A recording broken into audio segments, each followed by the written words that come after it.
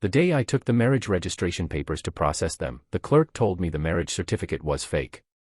Moreover, according to the system, Lucy Rowan, the woman listed on this fake document, had already registered her marriage with a man named Stephen Harper half a month ago. They were officially married.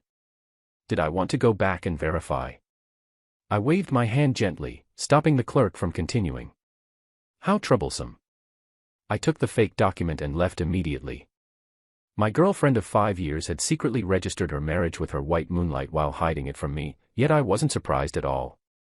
After leaving the service center, I texted my best friend Sean Williams, "Brother Sean, I'm coming to work with you in Metro City." I didn't wait for a reply since he always responds immediately when he sees my messages. On the roadside, I hailed a taxi, gave the address, and closed my eyes to rest. It was already dark when I finally arrived home, exhausted. Just as I was about to turn the door handle, I heard the elevator door behind me open with a ding. Is she my wife? No, that marriage certificate was fake. At most, she's just my girlfriend. Lucy Rowan stepped out of the elevator and saw the bland smile on my face. "Aaron, why are you coming home so late?" "Where were you?" Lucy asked. The left corner of my mouth lifted slightly in a casual smile. "I went to where we registered our marriage back then, wanting to burn a CD to preserve the memory. Who knew that place has become a pile of ruins now?" While talking, I pretended to look indifferently at Lucy, trying to find some crack in her composure. But Lucy only froze for a moment before immediately returning to her cold, ice beauty demeanor. "You must have gone to the wrong place. We already have our marriage certificate. If needed, we can shoot plenty of videos at the wedding ceremony. Anyway, let's not talk about this anymore. I brought back the almond cookies you like. But remember to wash your hands first." After speaking, Lucy handed me the bag, opened the door, and ran straight to the bathroom. Looking at the fragrant paper bag in my hands, I had no desire to eat at all. "Lucy, we won't have a wedding." I silently walked into the bedroom and placed the marriage certificate back in the safe. A week ago, when receiving the marriage certificate, Lucy only let me glance at it once before quickly locking it away. At that time, I thought she treasured our relationship so much. That's why today I decided to go process the house purchase, secretly buying this apartment we were renting and adding Lucy's name to the property deed. Who knew the fool turned out to be me? How many 5-year periods does a person get in life? My 5 years with Lucy were calm and uneventful, respecting each other like friends. I thought she had let go of Blake Moonlight, her first love who was Stephen Harper, and was ready to live well with me. That we could hold hands until our hair turned white. How ridiculous. For 5 whole years, I still hadn't stepped into her inner world. Otherwise, why would the paper I held be fake while Stephen's was real? Since Lucy had already registered with Stephen, I didn't need to stay here anymore. Once my best friend replied to my message, we'd each go our separate ways. Ding-a-ling-ling, the phone on the dining table suddenly rang. It must be Lucy's phone. I was about to walk over to answer it for her when suddenly a figure tightly wrapped in a bath towel, body still dripping wet, rushed over, knocking me to the ground. My waist hit the dining table, the pain so intense I couldn't even cry out. Sitting on the floor, not yet recovered, I looked up to see the culprit, Lucy, completely unaware. She had just grabbed her phone and ran straight into the bedroom, shutting the door with a bang. Everything happened in a flash. It wasn't until I overcame the severe pain and approached the bedroom that I heard Lucy's familiar voice. Only this voice was now so gentle it was strange, making me briefly doubt whether it was someone else. "Don't worry, I'm coming right now. Just lock the front door and windows, hide in the bedroom, I'll be there immediately." In 5 years with Lucy, I had never seen her so anxious yet so gentle. Inside the bedroom, rustling sounds of getting dressed rang out. Seeing her so panicked for the first time, I finally understood, no woman is born cold, she just didn't care about me. Click, the bedroom door opened. Lucy stepped out with a tense face, walking quickly past me without stopping at all. "I have urgent business." Before I could say anything, she had already grabbed her coat and high heels and opened the door to leave, not even bothering to close it behind her. If she had stopped for even 1 second, she would have noticed. Normally, I would enthusiastically help her put on her coat, give her a kiss, and remind her to be careful on the road. Come home early. But today I didn't do any of that. I just sat leaning against the sofa watching it all, my gaze not even looking at her. Night fell. I don't know how long I sat on the sofa. It wasn't until the pain in my waist turned to numbness that I slowly stood up. Barefoot, I went to the bedroom and began packing my things. Looking at the matching gloves, mine used, Lucy's unused, the matching insulated cups, matching t-shirts, and the concentric knot I'd woven for the wedding invitations that took a month to print. Now they weren't even worth trash. I threw them all in the garbage. It wasn't until my stomach growled that I realized it was past 11 p.m. Ding ding, the phone suddenly rang. Did Lucy's conscience finally awaken? I picked it up to see, it was my friend Sean Williams. Damn, brother, you've finally seen the light. I'm on a business trip here, about 5 or 6 more days before I'm back. Come to Metro City and I'll welcome you properly. Oh right, aren't you about to get married? Did your wife agree to let you come to Metro? This question from my best friend reminded me of when I refused his invitation before. I'm about to get married, so I can't come. Back then, my best friend Sean and I co-founded the current drone factory. After careful market research, we found drones were uncommon, expensive, and poorly performing. My friend handled programming, I handled mechanics. Just as we overcame the difficult phase and were about to receive investment, I withdrew from the factory to get married. But my friend still kept my shares, saying he'd hold them temporarily, and when I came back we'd strive together. Thinking of those passionate years, the corner of my mouth unconsciously lifted. I immediately texted back, "This isn't a problem. I'm not getting married anymore." The other side was silent for 2 seconds, then laughed. Ha ha. Good, good. Being single together makes us true brothers. Didn't I tell you before, until you find true love, did you really think you liked women? Fuck off. I had a feeling there were eyes focused on my back. I turned my head to see Lucy looking at me with surprise, her eyes showing some confusion. Aaron, why aren't you smiling anymore?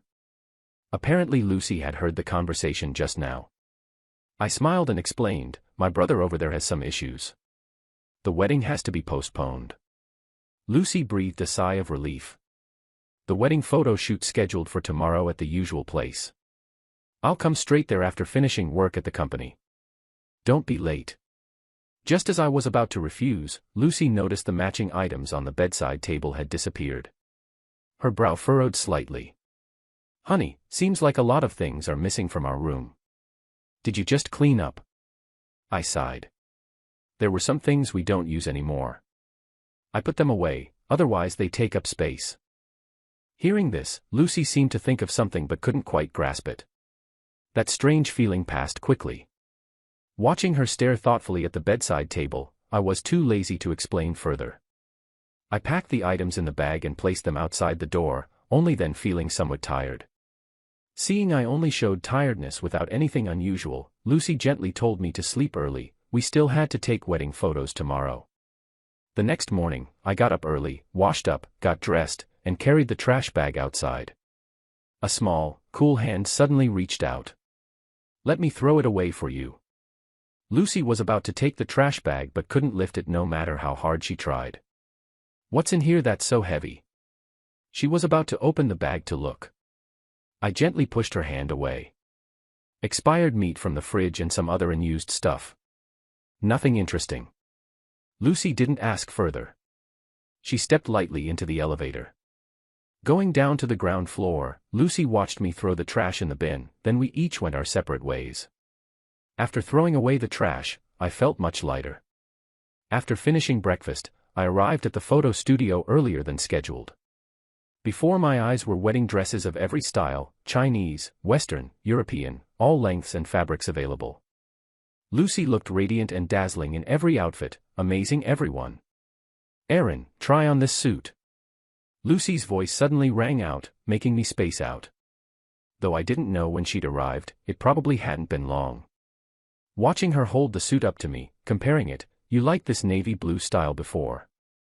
You'll definitely look handsome wearing it. Looking at the suit before me, I fell into thought. I didn't expect that when I mentioned liking this style last time, she still remembered. If it were back then, I would definitely have been secretly happy all day, then gone home and cooked an elaborate meal, washed up clean. At dinner and in the bedroom, I would have rewarded her thoroughly. But now I felt somewhat numb, my heart not rippling at all. I nodded. I'm too lazy to choose outfits, too much trouble. Lucy selected several outfits to try on. I could clearly see she was in a good mood. I just didn't know whether she was happy because of me or because of Stephen. After choosing outfits, I sat in front of the makeup mirror for styling. The photographer and shop owner approached. Mr. Fong, after styling you'll be as handsome as a star. With Miss Lucy, you're truly a match made in heaven. After the photos are taken, can we borrow one or two for shop advertising? In exchange, we'll give you a 20% discount. I was thinking how to refuse when an employee timidly walked over. Boss, Mr. Fong, I'm joking. The boss lightly punched the employee. What are you stammering about? The employee looked at me. Miss Lucy just said she has urgent business and had to leave. Today we'll take a few photos of Mr. Fong first, artistic photos only. Wedding photos will be supplemented in a few days. The smile on the employee's face was forced to the point anyone could see. After speaking, probably afraid I'd get angry, he stepped back 2 paces. There've been cases before where wedding photo shoots were abandoned and the photo studio trashed. But I'm not that kind of person. I nodded understandingly, then took off the vest. Let's shoot together another day. After speaking, I walked alone onto the bustling street, walking through the streets and alleys where I'd once walked with Lucy, tasting delicious food and playing games. Everything felt like a lifetime ago. In the blink of an eye it was dusk. I took a taxi home. Before I could open the door, I already heard sounds inside. A woman's gentle voice echoed along with a man's hearty, cheerful laughter. Rowan, how many years has it been? I never expected to taste food cooked by you again. I gently pushed the door open and walked into the kitchen. At the rectangular dining table, Lucy and Stephen sat facing each other. Lucy was placing peeled crab meat into Stephen's bowl, about to say something when she suddenly heard a sound and turned her head to see me standing at the door. Seeing me, Lucy froze slightly, then spoke up to invite me to sit down and introduce, Aaron, this is Stephen Harper. His family encountered some issues. He'll be staying at our place temporarily, but I forgot to tell you. Before Lucy could finish, Stephen had already stood up, his face breaking into a smile. Mr. Fong, hearing about you doesn't compare to meeting you. You're Rowan's boyfriend, right? I often hear her talk about you. I'll be troubling you both during this time. After speaking, he sat down next to Lucy and pointed to the seat across. Mr. Fong, come here. Sit down and enjoy Rowan's cooking together. After years apart, Rowan's skills have really improved. Watching Stephen act so familiar and at home, someone who didn't know would think I was the guest visiting. Seeing the two sitting side by side so naturally, one passing bowls, one passing chopsticks, so in sync, the last glimmer of hope in my heart vanished completely. What they say online is true, flies don't land on seamless eggs. If a woman doesn't want it, Northwestmen can get close. I shook my head. I'm too tired. You two eat slowly. I'm going to the bedroom to rest for a bit. After speaking, I turned and walked into the bedroom. As soon as I opened the door, I froze at the scene before me. On the bedroom wall above the bed, a wedding photo over 2 meters long had suddenly appeared. My wedding photo with Lucy wasn't finished today, so naturally I couldn't be the male lead. Lucy wore a pure white wedding dress without a single flaw, arm in arm with Stephen in a refined suit, faces full of happiness, looking straight at me. I stood frozen in shock, unable to react for a long while. Am I the third party? Lucy suddenly rushed over in a panic. Aaron, Stephen's health isn't good. He needs the master bedroom with its private bathroom. Can you be inconvenienced to sleep in the living room for this period? I walked to the side. Lucy followed my gaze and then grabbed my arm to explain. Aaron, don't misunderstand. This is because. Before hearing the rest of her explanation, I immediately pulled my hand away. Though I said nothing, for Lucy, in all these 5 years this was the first time she'd encountered such clear rejection from me. She stared at me wide-eyed in disbelief, about to open her mouth when Stephen had already quickly approached, inserting himself between Lucy and me, his face sad and aggrieved as he explained, Mr. Fong, don't misunderstand. Miss Rowan truly loves you. This is all my fault. Even if I have to sleep on the street, I shouldn't trouble you too. I'll pack and leave right now. After speaking, Stephen actually began packing his belongings. Lucy hurriedly stopped him. It's nothing. Please stay. Stephen slowed his packing, but tears still rolled down from the corners of his eyes, his voice choked. Rowan, you've helped me so much, taking care of me for over a month. How can I let Mr. Fong misunderstand you because of me? I don't have that blessing. I'll leave. After speaking, he pulled his suitcase to leave, but I saw clearly his movements were deliberate. He was waiting. Sure enough, Lucy pushed me aside and grabbed Stephen's suitcase tightly. Don't worry. I'm here. If you don't want to marry that crazy woman, no one can force you. Besides, I'm still here. How can I let you stay outside? Please stay as long as you want. After Lucy finished speaking, she even glared at me, as if blaming me for not being hospitable at all, for not proactively asking Stephen to stay. Seeing this, I could only shake my head helplessly. Yes, stay. From now on, just consider this your home. After saying that, I walked past the two of them and left the bedroom, planning to go outside for some fresh air and grab dinner while I was at it. Stephen cried aggrievedly, Mr. Fong, do you hate me? Then I'll move out. Lucy at this point no longer looked at him. No matter how slow to understand, Lucy had already sensed my cold attitude. She immediately chased after me and grabbed my hand. Aaron, what did you just say? Just letting Harper stay temporarily for a few days, how did it become his home? Everyone has difficult times. I just want to help him. You're a man, can't you be a bit more generous? Acting petty in front of people, is that any good? Glancing at Lucy, I could only sigh helplessly. You don't understand me at all. Lucy frowned. If you don't say it, how can I know? This scene felt so familiar. I used to find it amusing, now I just found it ridiculous. I answered according to memory, looking at Lucy. True understanding doesn't need many words. Hearing this, Lucy also got angry. You're saying I don't understand anything. Are you performing a play? So I stopped being polite. What's the point of saying it? Even without saying it, you should understand. After speaking, I turned to leave, but Lucy still held on tightly. Am I a fortune teller? How am I supposed to know what you're thinking? I brushed off her hand and looked straight into Lucy's eyes. I don't mean anything at all. Lucy nodded. Right, absolutely no meaning. Women's thinking is truly mystical, how could the response be so in sync? Suddenly from inside the bedroom came the sound of breaking glass. Lucy's expression changed. She let go of my hand and rushed back inside, then came a frightened cry. Stephen, what are you doing? Hearing Lucy's clear panic, I frowned and followed inside. I saw Stephen collapsed by the bedside on the floor, hand covered in blood, crying that the whole world had abandoned him. Just let me die. Then you two won't argue because of me anymore. After speaking, he grabbed a glass shard to cut his own hand. Lucy didn't hesitate to snatch the glass from Stephen's hand. Despite her own hand being cut and bleeding, she used her bloody hand to press hard on Stephen's gushing wound, then turned her head and shouted at me. Aaron Fong, are you satisfied now? Neighbor Henry said you're a comet, a white-eyed wolf, your father died and you didn't shed a tear. Someone as selfish, cold, and unfeeling as you naturally doesn't care whether others live or die. Lucy's words stirred up the deep scar in my heart that hadn't been touched in years. My mother died when I was young. My father didn't care about my life, only gambling and borrowing money. When he lost, he'd come home drunk and beat me. The broken sticks in our house piled up like a wall. Eventually he died from late-stage cirrhosis. When father passed, I felt no sadness, so the neighbors cursed me behind my back as cold-blooded, a white-eyed wolf who couldn't be raised properly. Lucy knew about this.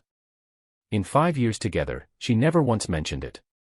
I never expected that today, for another man's sake, she would stab me with it again.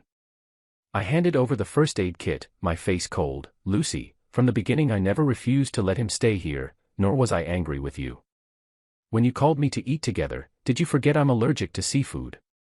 When you grabbed my arm tightly, did you forget your hands were covered in seafood?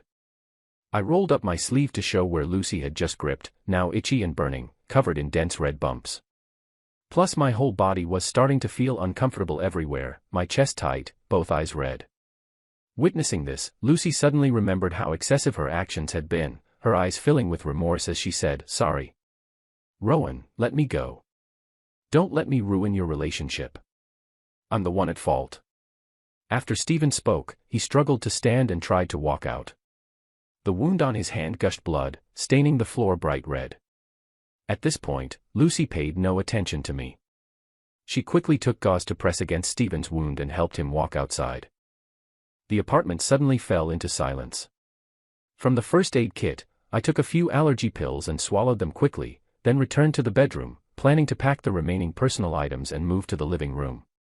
Looking at the glass shards embedded in the photo frame on the floor, I suddenly realized this photo was actually of Lucy and me, the only one we'd had printed and carefully framed. When cleaning before, I hadn't known how to handle it, mainly because the last bit of attachment in my heart couldn't bear to throw this photo away. Now it was good, Stephen had smashed it to pieces. Stephen had helped me make that final decision. I swept up the broken pieces, tore up the photo, and threw it all in the trash. It was late at night before Lucy returned. In my drowsy state, I seemed to hear sounds in the house. I sat up and saw the kitchen light was on.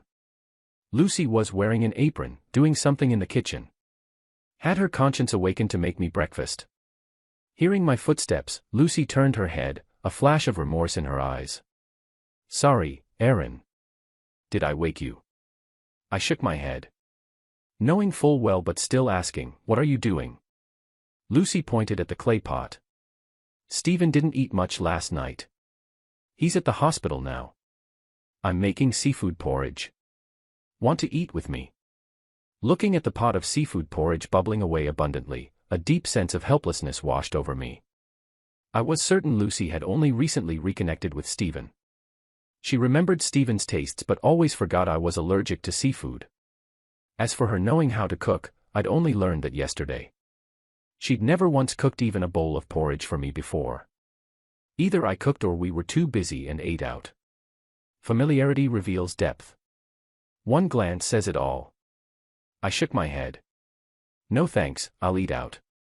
"Aaron," Lucy called out. "About yesterday, Stephen and I were both a bit excessive. We didn't mean it. Please don't take it to heart." I nodded. "I understand. I'm fine. After this busy period, let's go on a honeymoon trip. You choose where." Watching Lucy ask so cautiously, my heart ached even more. Why was she being so considerate? One sound to get by. I returned to the living room to sleep some more. Changing where I slept really affected my sleep quality. After catching up on sleep, I finally went to work. When I returned, I could hear cheerful laughter in the house from outside the door. Lucy had been coming home earlier than me these past 2 days. In the past, that probability was lower than winning the lottery. But when someone keeps winning the lottery, it's no longer about probability. I pushed the door open and walked in. On the sofa, 2 people sat intimately close together, flipping through something. Looking carefully, it was a photo album. From the cover, I knew it was Lucy's college album. The 2 seemed to notice my arrival and stopped talking. Lucy froze slightly, not knowing what to say. Stephen's face broke into a smile. "Mr. Fong, you're home. Rowan and I are looking at old albums. In college, everyone said we had the look of a married couple. Of course, back then it was just joking. But last week when we took wedding photos, everyone at the whole photo studio said we had the look of a married couple. Mr. Fong, take a look, do Rowan and I really look like a married couple?" The room suddenly fell silent as if time had stopped. Stephen's words didn't hide anything. I observed the 2 people in turn and nodded. "To be honest, you really do. Aaron, there's a college reunion tonight. Come with me." Lucy interrupted me, not knowing if she was afraid I'd say more to make everyone uncomfortable or to make up for her mistakes toward me. Not long after, we entered the reunion hotel. Lucy and Stephen walked ahead. They didn't hold hands, but walked intimately close together. Even someone stupid and brainless could see these 2 were a couple. Just as we were about to enter the private room, Stephen even directly intertwined fingers with Lucy. I hadn't expected this, and even less expected that Lucy wouldn't refuse. As the two pushed the door open, exclamations rang out inside. What's this situation? The campus god and goddess from back then, after going in circles, you still ended up together. Right, right. True talent and beauty, not just any pairing. Lucy's friend's jokes made her ears flush visibly red. Stephen didn't explain, his face ruddy as he looked at Lucy. It wasn't until I was less than a meter from the two that Lucy seriously turned her head to see her husband was me, then was about to explain and introduce me to everyone. I looked straight at the dozen or so people inside. I'm a friend of theirs. I came to freeload a meal. Lucy's mouth opened slightly, but in the end she said nothing. A few of her female friends were quite bold. Rowan, with so many handsome guys around you, you already have campus god Stephen, don't compete with us sisters for this one. The scene was quite lively. Everyone wasn't showing off but recounting college romance stories and experiences traveling everywhere. I sat in a corner eating, unable to match the atmosphere. I had even less presence than the server standing nearby. Lucy and Stephen sat in the center facing each other. Right now she was serving Stephen beef in sauce, even thoughtfully picking out the cilantro. Seeing this, to say they weren't lovers, I wouldn't believe it. I secretly spat the beef from my mouth onto the plate. When everyone was pouring wine and toasting, I quietly stood up and left. As expected, no one noticed whether I stayed or left. Just as I reached the door, I heard voices grow louder inside. Lucy, be honest, during Stephen's years studying abroad, did you like anyone else? The private room suddenly fell quiet, as if everyone was waiting for Lucy's answer. Of course, I, standing outside the door, also wanted to hear her response. If she said yes, how would she describe me? Did she notice I'd left the table? Always single. Lucy's answer was decisive. The private room erupted again. Someone even shouted, "Kiss. Give us a kiss." Whether they kissed or not after that, I didn't know. When Lucy said no, I had already strode away. I went to the pedestrian street and wandered around for a while, then stopped at a street food stall for late-night snacks. Around me were mostly students getting late-night food, some with close friends, some as couples. I envied their youth, their vibrant college lives. But thinking again, I'd only just reached 30. When I got home, it was empty and lifeless. The young lovers naturally couldn't end their date early. My belongings were basically all packed. Lying on the living room bed, I thought about all these years, past victories, recent events. The sound of the door gently opening rang out. Then it seemed Lucy was supporting a very drunk Stephen as they entered. The two came toward the living room. Looking through the crack in the door, Stephen had his arm around Lucy's waist. Rowan, if I hadn't gone abroad back then, our children would probably be running around by now, right? But now we have the marriage certificate and the wedding photos are done too. After speaking, Stephen leaned in to kiss Lucy. It wasn't until the two were pressed together that I realized, I didn't know when, but my hand had already turned the door handle. It seemed like a body's instinctual reflex. I stopped for less than a second, then went to the outside bathroom, pretending to need the toilet. Lucy saw me and panicked completely in that instant, immediately pushing Stephen away and chasing after me. Aaron, that wasn't. I nodded. I understand. He's drunk, it's nothing. I need the bathroom, don't block the door. After speaking, Lucy stepped back outside and casually closed the bathroom door. Damn it, I really didn't need to pee. I could only take my toothbrush cup, scoop water, and pour it in the toilet, then flush and walk out. What surprised me was that Lucy was still standing right outside the bathroom door. Aaron, seeing your wife intimate with another man, why don't you have any reaction? At the reunion you said we were just ordinary friends. Stephen kissed me and you were cold about it too. Why? Lucy's sudden questioning left me somewhat confused. I was arranging my words to answer when from the master bedroom came Stephen's loud crying again. Hearing this, Lucy turned to go. After taking one step, she felt something was wrong and turned to look at me to explain, Stephen is too drunk. Let me check on him. Inside the room, Stephen was holding a pillow and throwing it everywhere. Seeing Lucy, he calmed down and hugged her, pleading, "Rowan, don't leave me. You're my only family. I'm so scared." Lucy patted Stephen's back. "It's okay. I'm here. I won't abandon you." I walked over. Seeing this scene, I felt somewhat numb. Stephen rested his head on Lucy's shoulder and looked up at me. Where was any drunkenness? The right corner of his mouth lifted in a triumphant, sinister smile, clearly provocative. It takes two to tango. If Lucy didn't cooperate, Stephen wouldn't have any opportunities. No matter how perfectly she explained or how pitiful Stephen acted, our relationship couldn't be maintained. I wasn't good at arguing with Stephen. I went back to the living room just as my best friend called. The investment negotiations finished early. He said I could head to Metro City in 2 days. Hearing this news, my heart felt much lighter. Tonight I finally slept well. Though Lucy didn't come sleep in my room, that no longer mattered. Before 6 a.m. I woke up feeling refreshed and energized. Going out to wash my face, I suddenly heard the phone on the coffee table ring. It was Lucy's phone. Seeing it was the company secretary calling, probably urgent business, I took the phone to the master bedroom door. Just as I was about to knock, the door opened by itself. Stephen, barefoot, walked out of the room, then gently closed the door and led me toward the living room. "Come on, Mr. Fong. Rowan took care of me all night.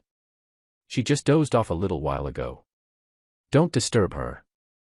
After speaking, he pretended to casually adjust his clothes, revealing several strawberry hickeys on his neck. My face expressionless, I handed him the phone. "Call from the company. Give it to her." Too lazy to look at Stephen's provocative gaze, I turned to leave. Stephen suddenly grabbed my shoulder tightly. "Aaron Fong, I have to say, you're really thick-skinned. Rowan doesn't like you at all, haven't you realized yet? Let me tell you the truth, Rowan and I have already registered our marriage and taken wedding photos. We're legally married. If you keep staying here, you're the third party." Before Stephen could finish, the master bedroom door opened with a click. Stephen, who had just been wearing a sneering, harsh expression, suddenly lunged at the coffee table and fell to the ground. Lucy opened the door just in time to witness this, screamed, and rushed over to kneel down and help Stephen up. Stephen's face showed pain as he held Lucy's hand. "Don't blame Mr. Fong. He didn't push me on purpose." Seeing Stephen's pale face, Lucy couldn't contain her anger and shouted in my face, "Aaron Fong, why did you do that? I thought you were generous enough to let me take care of him, but you're actually this calculating and vicious. Don't think that being my boyfriend means you can do whatever you want. If you hurt Stephen again, don't blame me for turning my back on you." Taking 2 deep breaths, I struggled to suppress the impulse to slap her. "No matter what I say, you won't believe me. Check the home security camera yourself." Hearing this, Stephen grabbed Lucy, who was about to explode. "Rowan, it's all a misunderstanding. It's not worth making a big deal. Don't." Watching Lucy prepare to apply medicine for Stephen, I immediately went outside and left, booking a plane ticket for tomorrow to Metro City. I'd endure one more day. When I got home at dusk, just as I was about to open the door, suddenly a cold sensation came from my neck, a very strange feeling. But then I realized it was a knife blade. Suppressing the fear in my heart, I tried to keep my voice as normal as possible. "Brother, take the money in my wallet. If it's not enough, take my phone too. Please don't hurt me." "Who's your brother? Hurry up and call Lucy." Hearing a woman's voice surprised me immensely. I slowly took out my phone and video called Lucy. From the image on my screen was a woman who looked nearly 50, but I couldn't remember ever knowing or offending this person. Fortunately, the video connected quickly. Just as Lucy's face appeared, the woman behind me shouted loudly, "Lucy, bring Stephen here immediately. If I don't see Stephen in half an hour, you'll never see your boyfriend again." Seeing the situation on my end, Lucy immediately tensed. "Don't hurt Aaron. Where are you? We'll come right away." Then Lucy spoke to Stephen beside her. "Stephen, a woman has kidnapped Aaron. She specifically wants to see you. Hurry, let's go save him."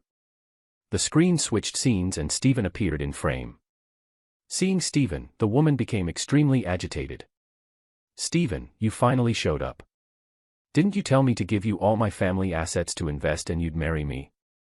Why have you been avoiding me lately? Besides you, I have nothing left. The woman grew more agitated as she spoke. The stabbing pain suddenly came from my neck, followed by a cold liquid spreading and flowing down from my neck. From the video I could see blood flowing from my neck. Stephen, don't say anything to agitate her, or I'll really die. Seeing this, Lucy hurriedly shouted, Aaron, don't be scared. I'm coming to save you right now. Watching Lucy prepare to rush out, my heart finally felt a glimmer of comfort. But the next scene had Stephen pulling Lucy, who had just stood up, back down to sit. Rowan, you believe what that crazy woman says? How am I connected to that old hag? Clearly Aaron hired her to put on a show. After speaking, Lucy's face changed. Stephen looked toward me. Mr. Fong, you've gone too far today. Hiring someone to act out a drama to test, relationships need trust, not testing. After speaking, Stephen sighed, this actress's performance is terrible. I'm hanging up. Lucy saw the woman freeze and thought she'd been exposed, her eyes full of disappointment looking at me. Aaron, why would you do this? After speaking, despite my attempts to explain, she hung up the video. It was over. Once the call ended, the old woman finally reacted, screamed, and then everything went dark before my eyes. When I opened my eyes, I saw a white ceiling, surrounded by the strong smell of disinfectant. Someone was holding my hand. Looking up, I saw Lucy had just looked over, her eyes somewhat red and swollen. Aaron, I'm sorry. Stephen said she was his old creditor.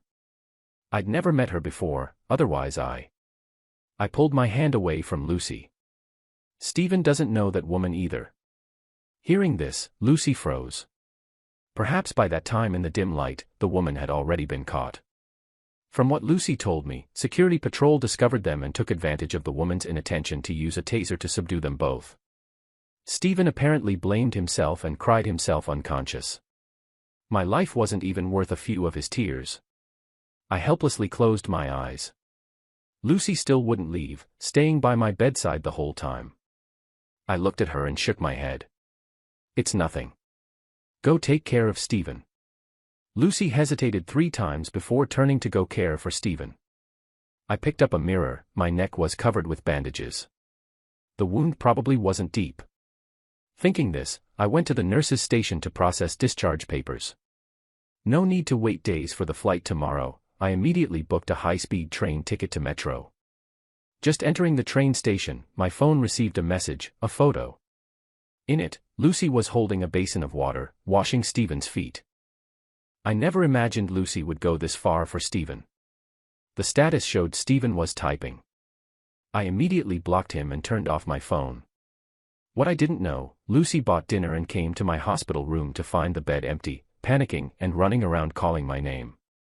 It wasn't until a nurse and other patients' families urged her not to shout and disturb everyone's rest that Lucy went to the doctor's office and learned I'd already processed discharge. Lucy's eyes red and swollen with panic, about to search for me, was stopped by Stephen. Rowan, don't worry. The doctor said Aaron only had superficial injuries. He's probably gone home to rest. Don't disturb him. Wait until he's recovered, then look for him. Lucy took out her phone to call me, several calls that didn't connect. Only then did she realize the seriousness. She pushed away Stephen, who was supporting her. I have to go find Aaron right now. Stephen, stop bothering me and move out of my house immediately. Tomorrow we're getting divorced. After speaking, Lucy rushed out of the hospital. She drove straight home, running 2 red lights. When Lucy rushed into the house, she suddenly realized something was wrong. Not only was the house eerily quiet, but many items were missing. The matching throw pillows on the sofa, only the pink women's one remained. Photo frames in the cabinet, matching cups on the table, many things I'd prepared for the wedding had all vanished without a trace. Lucy embraced a thread of hope and searched everywhere. Finally, in the trash bin she found our shared photo that Stephen had smashed and my fake marriage registration certificate with her, torn to shreds. Dazed, she looked up and around. Her gaze caught the enormous wedding photo of Stephen and her. For the first time, Lucy felt it was so glaring that pain pressed down, making her unable to breathe. Yes, this was her and Aaron's home, their bedroom. When he saw this enormous wedding photo, how much did his heart hurt? Seeing his beloved with another man in their own bedroom, how helpless he must have been. Thinking this, Lucy went crazy, tearing down the wedding photo, pounding it with her fair fists. Her hands bled, but she didn't care. It wasn't until the room was full of glass shards and torn wedding photo pieces that Lucy finally stopped. Recalling everything from the past few days, it turned out Aaron had known from the beginning that the marriage registration was fake. Otherwise, why would he ask about the place we registered back then, saying it had become ruins? Aaron always protected me. He wouldn't suddenly change his attitude these past few days, becoming indifferent about me taking wedding photos with another man, not caring that I was intimate and kissing another man. Turns out he'd known all along, he'd just given up hope. Lucy continuously called me. After 8 hours on the high-speed train, it was already late when I arrived in Metro. I turned on my phone to see over 200 missed calls and sighed heavily. Just as I was about to call my best friend, the phone suddenly rang. Seeing the name, Rowan, I finally softened and answered. Lucy sobbed, begging, "Aaron, I know I was wrong. Where are you? I'll come find you." I sighed. "Lucy, do you still not understand why you chose to fake register with me but truly register with Stephen? We've been over since the wedding photo shoot. We've been together 5 years, won't you give me even one chance? Nothing happened between Stephen and me." I interrupted, "Whether something happened or not doesn't matter anymore. Goodbye." After speaking, I still couldn't bear to hang up immediately. Hearing Lucy's pitiful pleading on the other end, I suddenly saw my best friend appear before me.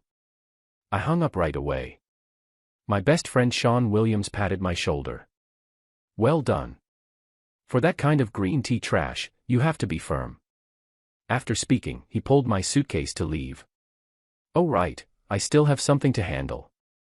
Sharon Young is outside waiting to take you to my place." Hearing that familiar name, I stopped in my tracks, my face serious as I looked at my best friend. "You're living with her?" My friend nodded, his face calm. I hesitated for a long time but finally spoke. "Brother, Sharon Young isn't exactly virtuous either. Though she's beautiful, smart, and academically excellent." My friend looked at me and smiled meaningfully. "I was straightforward," she once confessed to me. "Now she's with you. Maybe in the future." I didn't finish the rest.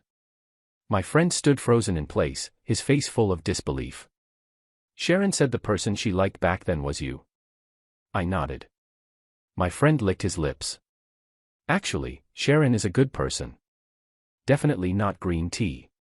Is there some misunderstanding between you two?" I looked at my friend helplessly. "Just now you were praising me, but now you can't stay clear-headed." Afterward, I kept advising Sean Williams all the way to the gate. Seeing the elegant girl standing in front of the SUV, I had to shut my mouth. Sean led me to Sharon and called out, "Sister Young, I'm handing Aaron over to you. Take care of the rest." Sharon replied indifferently, Go ahead." I looked heavily at both of them. The two were. Sharon looked at me, her eyes revealing some indescribable emotion. "I'm his cousin. I'm not green tea." I was about to explain further when Sharon had already gotten in the car. Only upon arriving did I learn Sean was living in a luxury apartment building. That guy was living quite well lately. But next, it would be just Sharon and me living together. The best way to heal from emotional wounds is to open your heart to a new love.